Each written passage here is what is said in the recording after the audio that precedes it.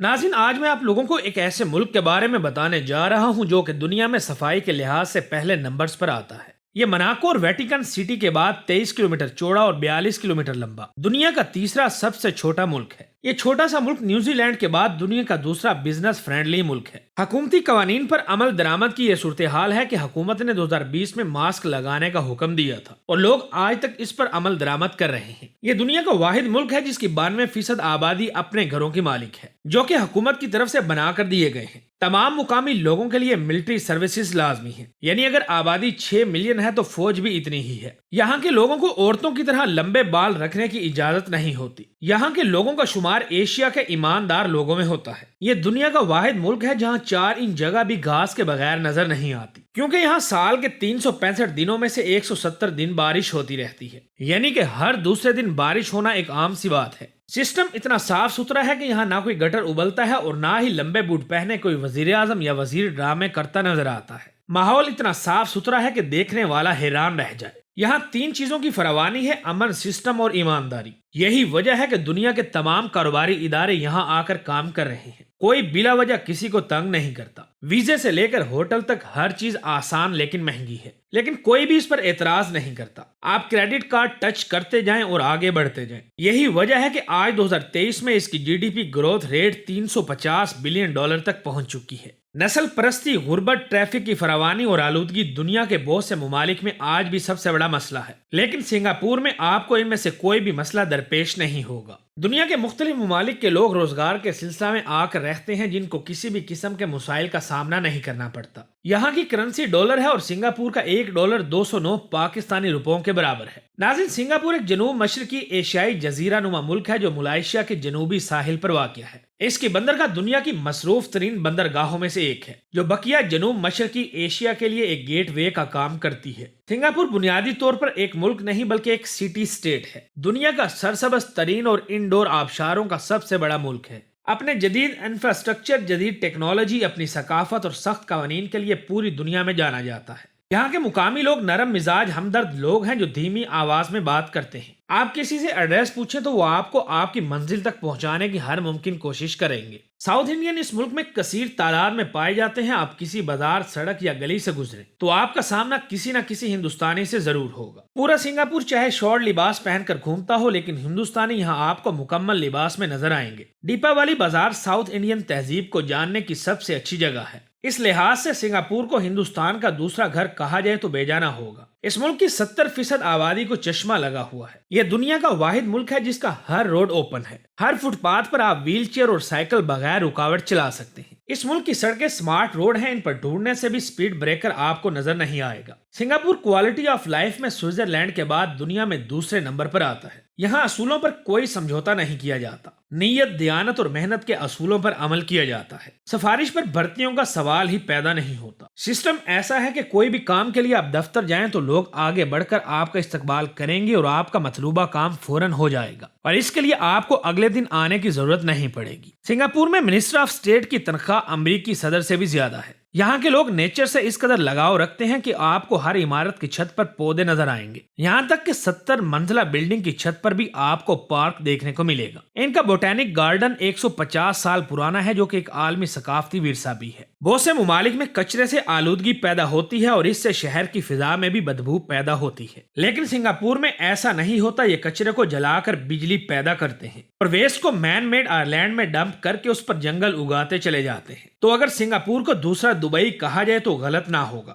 زمین کی کمی ہے، لہٰذا یہاں فیکٹریاں بھی اوپر کو جاتی ہیں، یعنی بلند و بالا ہیں۔ کچرا پھینکنے کے لیے ڈسٹ بن ہوتے ہیں، لیکن سنگاپور نے ڈسٹ بن ختم کر دیے ہیں، کیونکہ یہ صفائی کے اس لیول پر ہیں کہ کوئی بھی کسی جگہ پر کچرا نہیں پھینکتا، اور اگر کوئی ایسا کرتا ہے تو سیکیورٹی کیمراز کے ذریعے پولیس اس کو گرفتار کر کے $300 تک جرمانہ بھی کرتی ہے۔ یوں سنگاپور دنیا کا کلین کنٹری بن چکا ہے۔ سنگاپور میں عالمی معیار کے متعدد عجائب گھر، پارکس، گیلریز اور دیگر ثقافتی ادارے قائم ہیں۔ سنگاپور کے سینٹرل بزنس ڈسٹرکٹ میں آپ کو چمکدار بلند و بالا دفاتر، ہزاروں بین الاقوامی کمپنیوں کے ہیڈ کوارٹرز دکھائی دیں گے، اور دنیا میں اس کے علاوہ اس قوم کی ایسی جدید ترین زندگی زندگی کے آثار آپ کو کہیں اور دیکھنے کو نہیں ملیں گے۔ پورا ملک ہوٹلز اور شاپنگ سینٹرز سے بھرا پڑا ہے۔ سنگاپور میں روزانہ کی بنیاد پر 2 ہوٹل اور 2 درجن کے قریب نئی کمپنیاں کھلتی ہیں۔ ٹریفک پوری دنیا کا مسئلہ ہے، لیکن یہاں صرف محدود تعداد میں ہی لوگ کار استعمال کر سکتے ہیں، کیونکہ یہاں کے لوگ پبلک ٹرانسپورٹ کا استعمال زیادہ کرتے ہیں۔ سنگاپور دنیا کے ان ممالک میں سے ایک ہے جہاں خود کار بسیں بھی چلتی ہیں۔ یہاں کی تمام سرکاری غیر سرکاری بلڈنگز میں عبادت کے لیے علیحدہ جگہ بنائی گئی ہے، جہاں آپ ان میں اپنے مذہب کے مطابق بغیر روک ٹوک عبادت کر سکتے ہیں۔ لیکن ناظرین، سوال یہ پیدا ہوتا ہے کہ کیا سنگاپور ہمیشہ سے ہی ایسا تھا؟ تو اس کا جواب ہے نہیں۔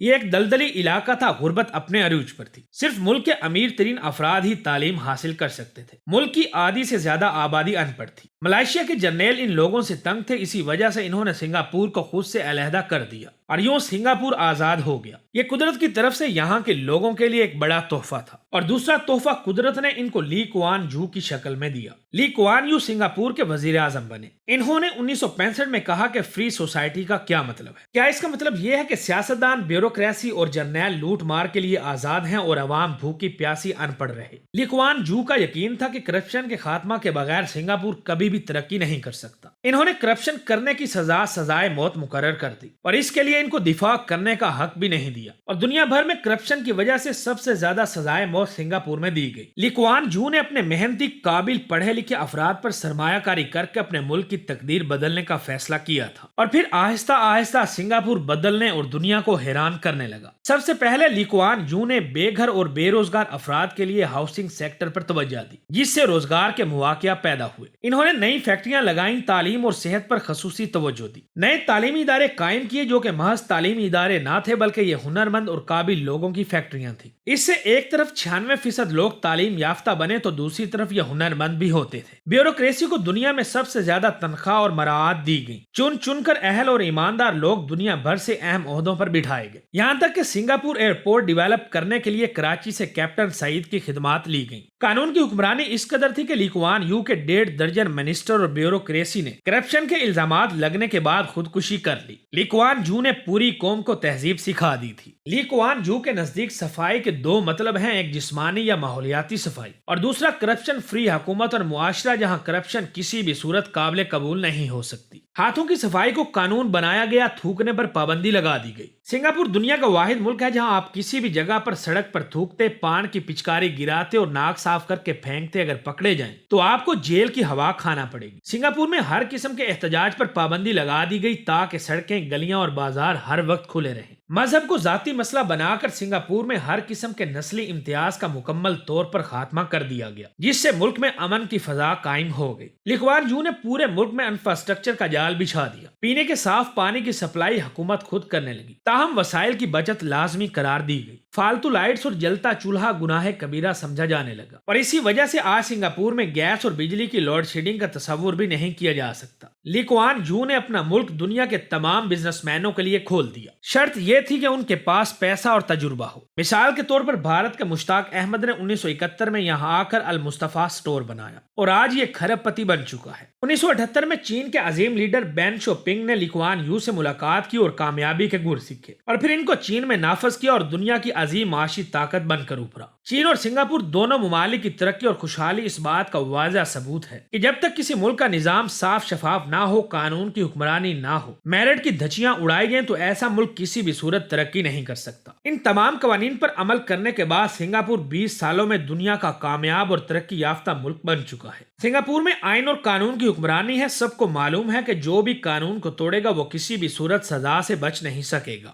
آج سنگاپور پرسنل سیکیورٹی، بلند معیار زندگی اور ترقی یافتہ عالمی شہروں کی رینکنگ میں سب سے اوپر ہے۔ سنگاپور اور فن لینڈ میں دنیا کا بہترین تعلیمی نظام رائج ہے۔ سنگاپور تعلیم پر $20 ارب خرچ کرتا ہے۔ اعلیٰ تعلیمی قابلیت ہونے کی وجہ سے یہاں کے مقامی لوگ خود بھی کماتے ہیں اور ملک کی ترقی میں بھی اہم کردار ادا کر رہے ہیں۔ یہاں کی معیشت اتنی مضبوط ہے کہ آج 719 مربع کلومیٹر پر پھیلا یہ ملک $703 ارب کی برآمدات کر رہا ہے۔ یعنی فی کلومیٹر تقریباً $1 ارب کی برآمدات کرتا ہے۔ 1960 میں سنگاپور کی فیکس آمدنی $427 تھی اور آج اس کی فیکس آمدنی $1,31,000 سے بھی زیادہ ہے۔ یہی وجہ ہے کہ یہاں کا پاسپورٹ دنیا کا مضبوط ترین پاسپورٹ ہے۔ یہاں کے ایئرپورٹس دنیا کے بہترین ایئرپورٹس ہیں، جس میں انڈور پارک، سوئمنگ پولز تک بنائے گئے ہیں۔ سنگاپور ایئر لائنز کا شمار دنیا کی نمبر 1 ایئر لائنز میں ہوتا ہے۔ سنگاپور اپنا دفاعی نظام بھی رکھتا ہے۔ بہترین لوکیشن کی وجہ سے سنگاپور آج دنیا کا ٹریڈ سینٹر بن چکا ہے۔ دنیا کا خوبصورت ترین ملک ہونے کی وجہ سے ٹورسٹ کے لیے پرکشش ترین جگہ ہے، جہاں بھرپور ثقافتی ورثہ ہے۔ یہاں کئی زبانیں بولی جاتی ہیں، جن میں مالے، تامل، مینڈرین، انگریزی شامل ہیں۔ سنگاپور میں سب سے زیادہ بولی جانے والی زبان انگریزی ہے، جو کہ تعلیم، کاروبار اور حکومت کے لیے بنیادی زبان کے طور پر استعمال ہوتی ہے۔ تاہم مینڈرین بھی بڑے پیمانے پر بولی جاتی ہے۔ یہاں مختلف قومیت کے لوگوں کے لیے مختلف علاقے مختص کیے گئے ہیں۔ تاہم کسی بھی ملک کی طرح سنگاپور کے اپنے بھی مسائل ہیں۔ یہ دنیا کا چوتھا مہنگا ترین ملک بھی ہے۔ یہاں کھانا، ٹرانسپورٹ، خاص طور پر رہائش بہت مہنگی ہے۔ شہر کے مرکز میں سنگل بیڈ روم والے اپارٹمنٹ کا ماہانہ کرایہ $2,000 سے $4,500 کے لگ بھگ ہے۔ اس کے علاوہ صحت کے اسپتال اور تعلیم وغیرہ دنیا کے باقی ممالک کی نسبت سستے ہیں۔